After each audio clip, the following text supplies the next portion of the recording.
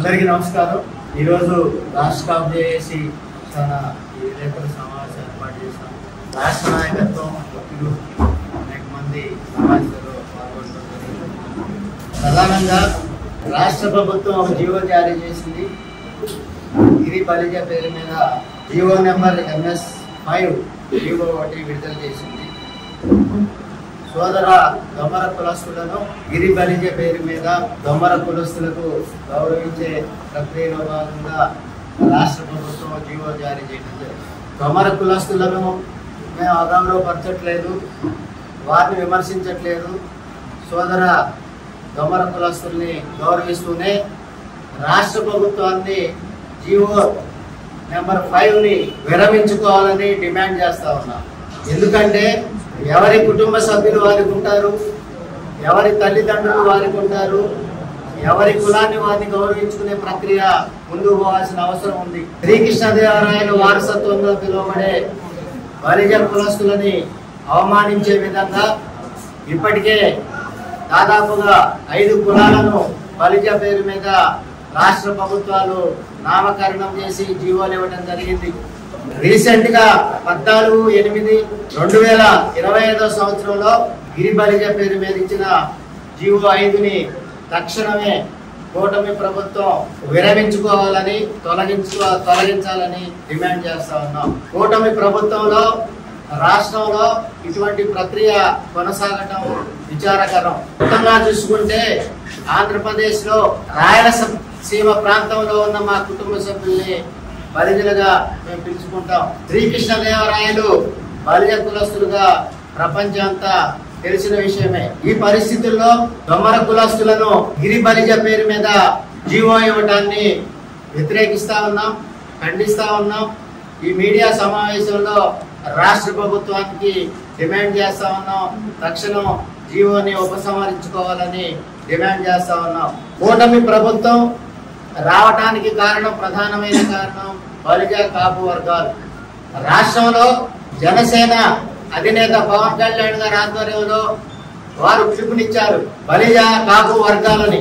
కాపు వర్గాలు పెద్దన్న పాత్ర పోషించాలి, SC ST BC మైనారిటీ వర్గాలకి ముందుండి నాయకత్వం వహించి రాష్ట్రంలో ప్రభుత్వ మార్పిడికి అధికార మార్పిడికి తోడ్పడాలి, తద్వారా రాష్ట్రంలో మెరుగైన పాలన సుపరిపాలన అందిస్తాం అని కూటమి ప్రభుత్వం తరపున కూటమి పక్షాన పెద్దలు సోదరులు పవన్ కళ్యాణ్ గారు పిలుపునిచ్చిన నేపథ్యం ఉంది।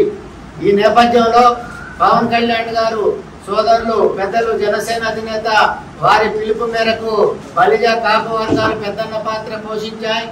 ఆంధ్రప్రదేశ్ లో అధికార మార్పిడికి బలిజ కాపు వర్గాలు తోడ్పాటిచ్చాయి। దాదాపుగా 95% కాపు వర్గాలు పవన్ కళ్యాణ్ అంట పయనించాయి।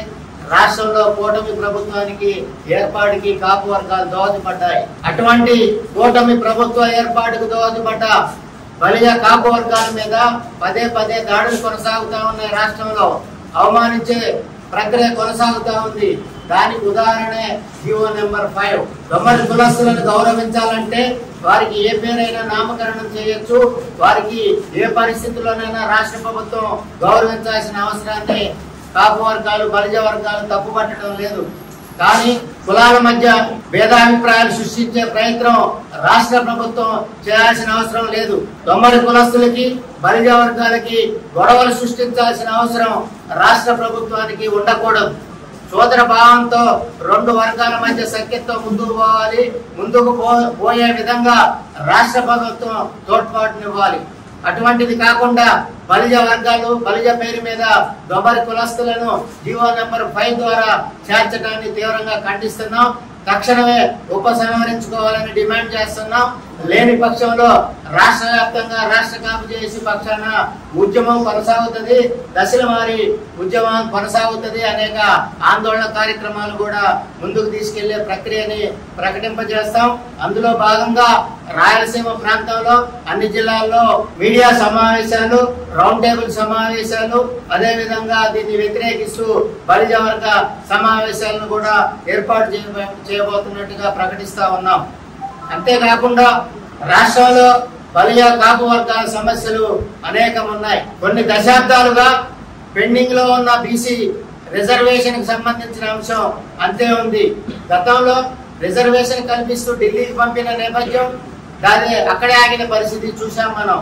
అదేవిధంగా 5% ఏదైతే ఈడబ్ల్యూఎస్ రిజర్వేషన్ కల్పిస్తూ అది ఆ ప్రక్రియ కూడా కోర్టు పరిధిలోకి వెళ్ళిన పరిస్థితి కొనసాగుతా ఉంది.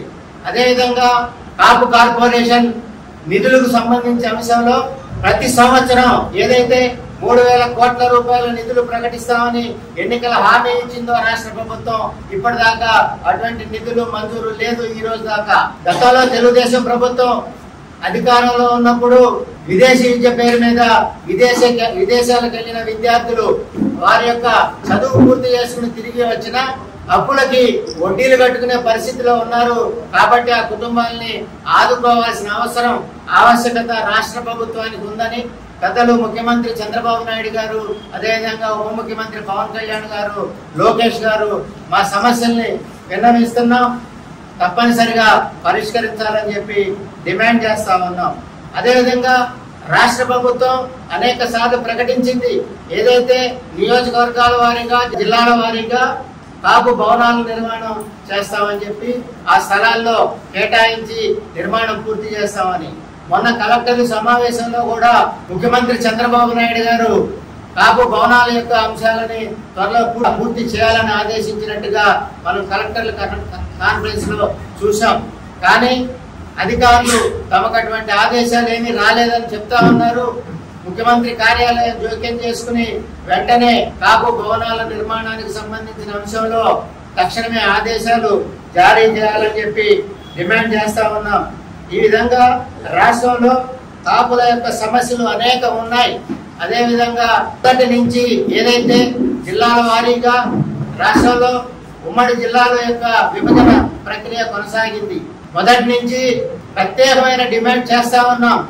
స్వర్గీయ వంగవీటి మోహన్ రంగా గారి నామకరణం కృష్ణా జిల్లాకి చేయాలని అనేక వినతులు రాష్ట్ర ప్రభుత్వానికి, కూటమి ప్రభుత్వానికి చేరాయి. వెంటనే కృష్ణా జిల్లాకి స్వర్గీయ వంగవీటి మోహన్ రంగా గారి నామకరణం చేయాలని చెప్పి డిమాండ్ చేస్తా ఉన్నాం.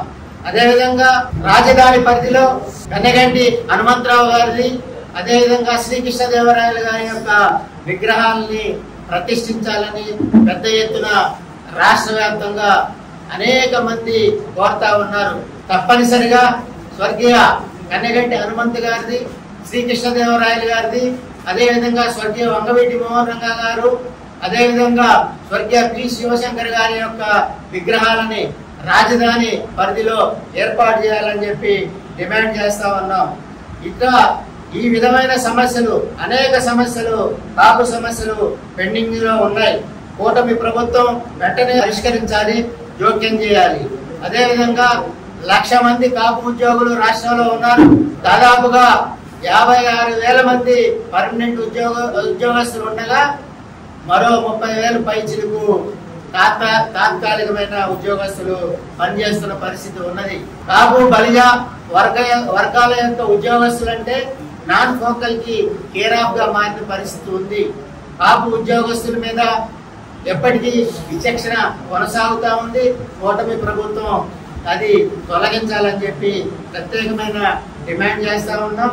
లోకల్ స్థానాల్లో దామాషా ప్రకారం ఉద్యోగస్తులకి వెంటనే ఆ స్థానాల్లో భర్తీ చేయాలని చెప్పి డిమాండ్ చేస్తా ఉన్నాం.